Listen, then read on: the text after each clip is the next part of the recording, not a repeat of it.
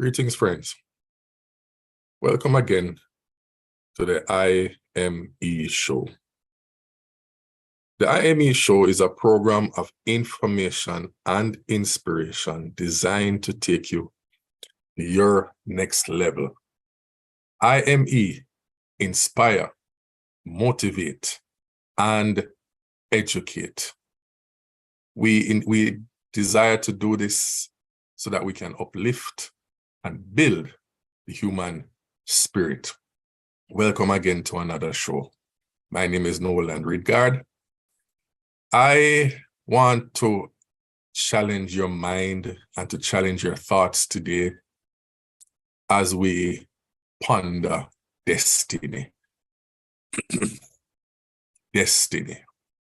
And there's a lady that has come out on the top of the pile in the area of destiny and obedience. As we've been talking about obedience in different ways and from different people, I think of the many people, she is at the top of the list. Some people think so highly of her that they even set her aside as an object of potentially even worship. But we're not going to talk about that today. We're not going to go there today. We just want to deal with the blessing and the consequences of obeying destiny. And I want to, and it is from no other person than Mary. Mary, the mother of the greatest leader of all time, of the master teacher, the master prophet, the master king himself, Jesus the Christ, Yeshua HaMashiach. Whatever name you call him by, he is the one. Mary was visited.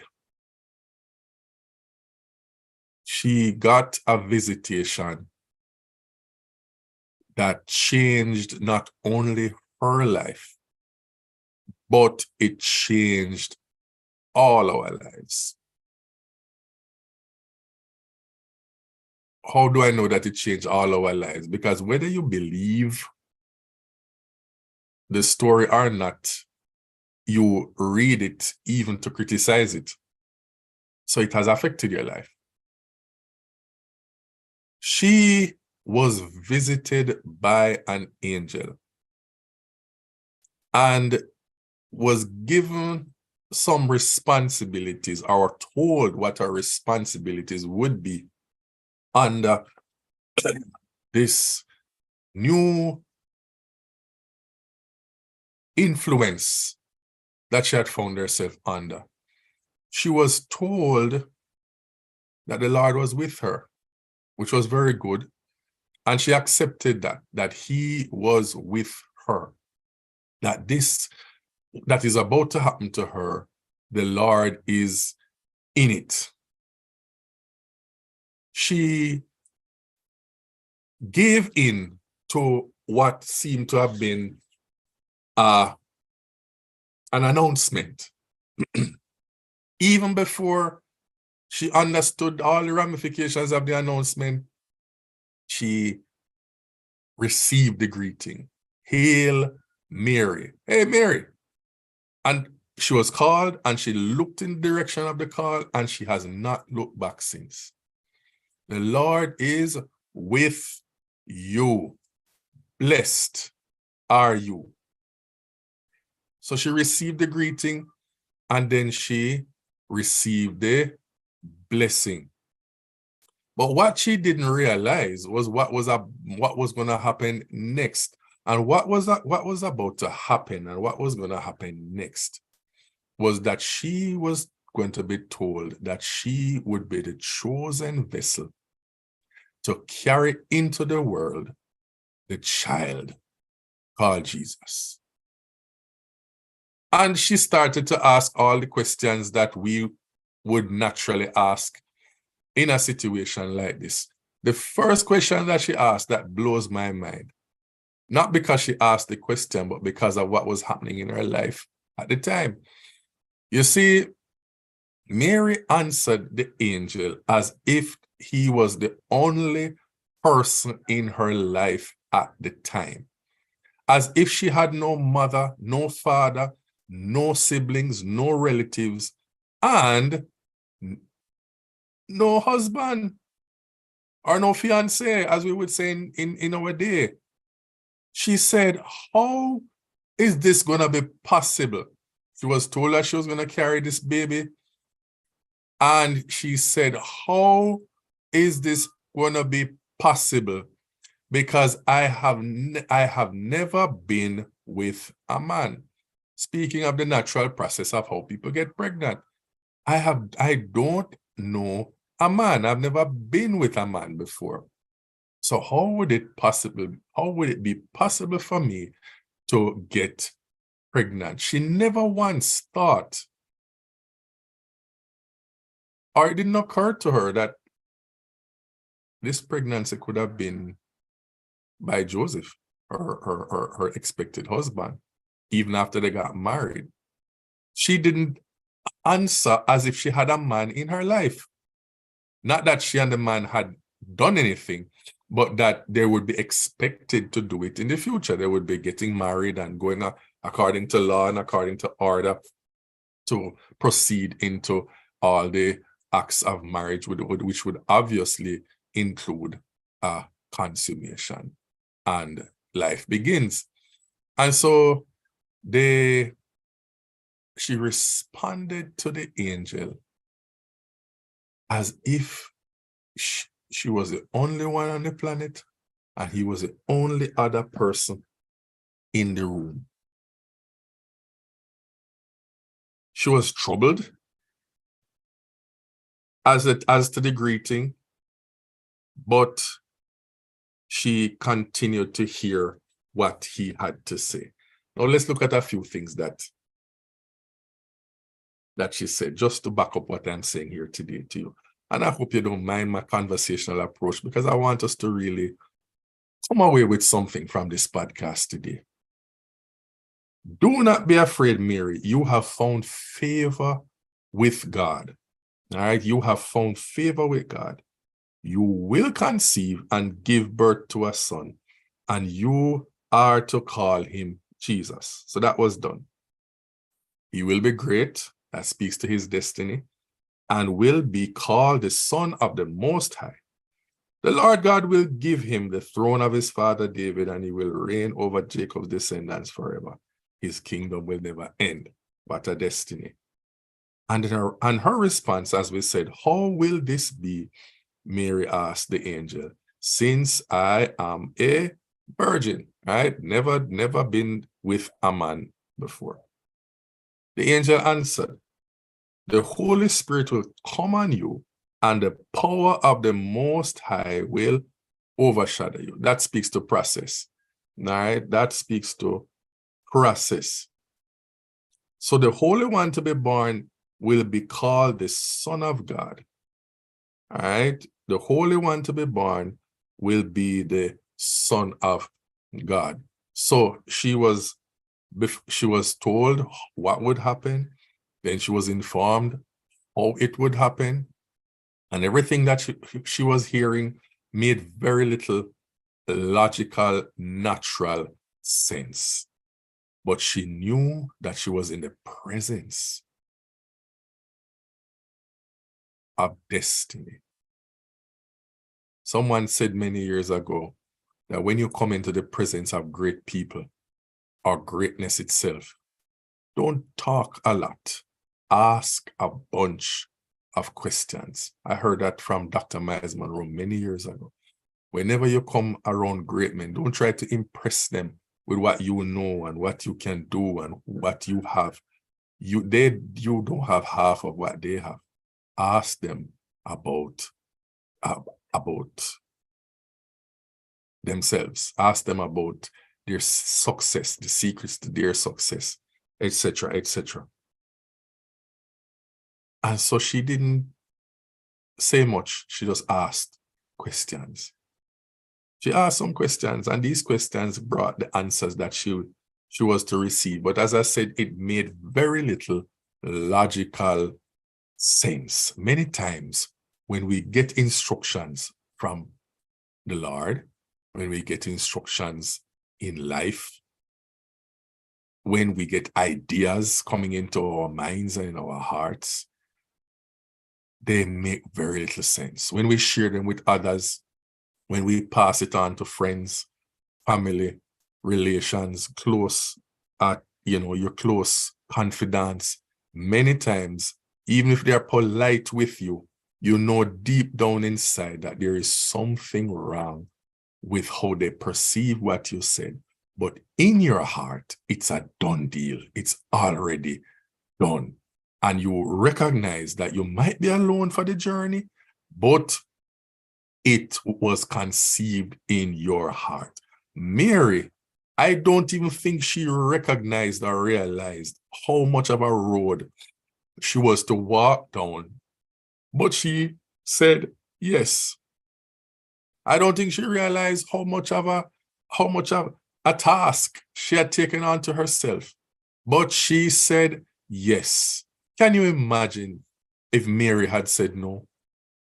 Can you imagine if your mother had said no? Can you imagine if your father had said no? You might not feel right now as if they should have said no. But the fact that you are listening to my voice, encouraging you today, is testimony to the fact that you have greatness on the inside of you, that God has put greatness on the inside of you. The first sign of greatness is that you are here, and you were dispatched to the earth as a thought from the mind of God, a thought that took on a body, and that body carries around in it the heart and the thought and the mind of God to do great and mighty things that perhaps can change the course of destiny. Martin Luther King Jr. graduated Morehouse College at 25 years old. His parents ensured that he studied to the maximum that he was able to study. His father was a wise man, and he saw to it that he got as much education as possible. Matter of fact, he saw to it that he graduated college at age 25 with a doctorate degree. That wasn't a conferred doctorate. It was an earned doctorate degree from Morehouse, the great Morehouse College, which was one of the seed beds for many orator and preachers back in the day. And Martin Luther King Jr. was dispatched into a little church in I think it was Birmingham, Alabama, if I'm not mistaken, only to realize that he was not being placed in a church just to pastor a church, but he was being placed in a situation where his destiny and his purpose were being announced to him to show him that, no, I did not call you just to be a mere pastor of a little Baptist church in a community to reach 2 or 3 or a handful of people in a community, to just be going through a religious routine every week with these people and do the work of the Lord, which is a very noble thing, by the way. He recognized very early that his destiny was tied, and the welfare of the people that he was placed to deal with and to interact with was to speak to the oppression and the depression and the depravity and the degradation of their circumstances. And thus he was dispatched into the circumstances right at the time when Rosa Parks would have determined in her heart that she's not going to sit at the back of the bus any longer at the expense of other people. At the time, people of white people. And so he was dispatched into it, didn't get a break, didn't get a rest period, he was bam, right in the middle of it, only to find out, well, he would have found out when he got to heaven, that between the age of 25 and 39 was all the time he had to make his contribution, which would change the course of destiny, change the course of the globe. There's nowhere on the globe that you go and call his name that you do not see, that people don't recognize what he stood for and how he turned his own nation around and became a poster boy, as it were, for civil rights, true civil rights, not the mess of civil rights that we have today, but true rights for people everywhere. And today we have Martin Luther King Day. We have Nelson Mandela. Same thing. South Africa will never be the same. The world as we know it will never be the same because of the entry of these men into the world who said yes at the expense of their own lives. Mother Teresa, and the list goes on and on and on. Many people who today we appreciate privileges, we appreciate blessings, we appreciate luxuries and conveniences that when these men and women emerged to fight and to develop and to invent and all these different things, it was not luxurious for them. Even if they went on to make some good money, it was not a bed of roses for them, because they, at the time, had to suffer amazing inconveniences in order to make it happen. And we today, perhaps 50, 60, 100, and more years later, 200 in some cases, or more, are the beneficiaries. We rise on the backs of persons who have been obedient to their call and obedient to their purpose. Mary was among the first. Many said yes before Mary, but Mary was the anchor leg, as it were, in this process of bringing the child who would change destiny. God wanted a garden to place his seed in, another Eden, another spot, as he had looked for a place in the earth to place man, Adam, at the time, and he created a spot for the moment where the presence of God could dwell. And he needed that spot again. And he decided that this time he's going to put Adam right in the earth, but he's going to put him in the earth and bring him forth as a child and cause him to be raised up along the pathway of purpose and process. He wasn't going to just drop a big man into the earth this time. He was going to drop him in the earth according to the pathway of purpose and process to show us that it could be done. He was dispatched into all forms of inconvenience, all forms of oppression, anything that you could be going through, anything that you could be suffering, anything that you could be considering as a disadvantage. He faced all of them.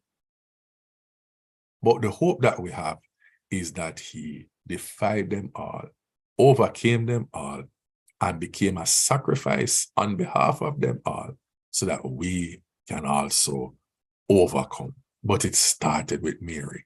Mary said, "Be it unto me according to your word." In other words, anything you say, boss, anything you say, I will do it. She understood not the consequences. She didn't even remember that in her time and in the time that she lived, it was unlawful to be pregnant outside of marriage. It was illegal and punishable, even by death, right? Hard to relate to that in today's day of so much permissiveness and liberality, right? Hard to. But that's how it was at the time. Did not consider Joseph's response. Many times, ladies and gentlemen, when we step into our destiny, things will come at us that will make us wonder if we did the right thing. Are we crazy? How did I forget about Joseph? And Joseph was the one who had the power to protect her or to have her killed. Matter of fact, when he heard the news, he was like, what? How could you do this to me? How could you have gone and disrespected me like that? Because obviously, if she's pregnant and he did not go there, then whose is it? Whose child is it? And so he's in his anger and in his indignation and in his confusion was said to himself, you know what, I love her too much to have this happen to her, or she would have been stoned to death. And so he was trying to work out a way to get rid of her quietly. But thanks be to God, he was visited also. You see, ladies and gentlemen, when you step into your destiny and you step into your purpose and you step out into the things that God has in store for you, you must be mindful that if there is an obstacle, if there is a circumstance, if there's a situation that needs to be addressed, that the angel will visit that situation or the persons in that situation who are to come alongside you, to help you, to assist you, to protect you. So don't be afraid. Don't be ashamed. Don't be embarrassed. Go for it. Moses was told to go and redeem the people. He said, but I can't speak. And the Lord got angry with him and said, yo, no, you don't know. I have this under control. I knew from a long time ago that you have this problem. I am the one who I knew when you were born that you would have been this way. And he asked a question, who makes men deaf and dumb and blind? A question that Jesus asked. Or the disciples asked of Jesus many years later, many years later. And when a sick man a particular ill man was presented to him, and they asked him who sinned. Was it his parents or any other relative? And he said, no, it has nothing to do with that. It is so that purpose can be fulfilled. It is so that the work of God can be made manifest in this person's life. Sometimes we have deficiencies and we say to ourselves, how am I going to do this with this deficiency? But Moses asked the same question, and God said, no, I have this under control. I have it under control. I have somebody prepared. And immediately he saw Aaron coming. So God has prepared. Eye has not seen, ear has not heard, neither has it entered into the heart of man the things that God has prepared for you. You are a vessel of destiny. You have been prepared before the foundation of the earth to do great. So God has prepared and awesome. Eye has not seen, ear has not heard, mighty things. Neither has it entered into the hearts of man the things that God has prepared for you. You are a vessel of destiny. You have been prepared before the foundation of the earth to do great. But God has prepared and awesome. Eye has not seen, ear has not heard, mighty things. Neither has it entered into the hearts of things.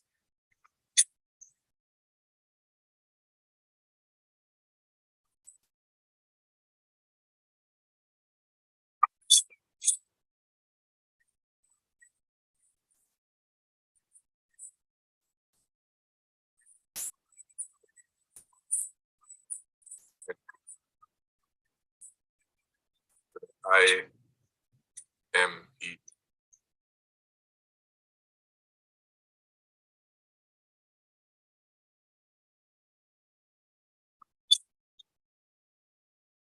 So friends, sorry about that. Sorry, I had a little break in transmission there. So friends, I just want to encourage you to not be afraid to say yes. Not be afraid to say yes to your dream. Not be afraid to say yes to your voice. Not be afraid to say yes to the destiny and the purpose that God has in store for your life. Don't be afraid to speak. Don't be afraid to respond. Don't be afraid to hear, to put yourself in a place where he can work through you and work through the consequences of the situation and the circumstances that he has placed before you and into your lives. No eye has seen, as I said before, no ear has heard, neither has it entered into the hearts of man, the things that God has prepared for you and for those who love him. He will work it out. He will prepare the way. He will put the things in place that need to be put in place. If he did it for Mary, who was carrying the Christ, how much more will he do it for you, who will in your own way carry the Christ into the earth by saying, yes, yes, yes. Will you say yes today? Yes to him. Yes to your destiny. Yes to your dream. Yes to your purpose. God bless you. Have a blessed day.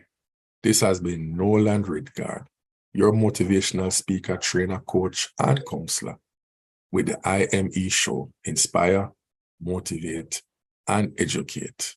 Be blessed and continue to say yes and allow him to do the rest. God bless you.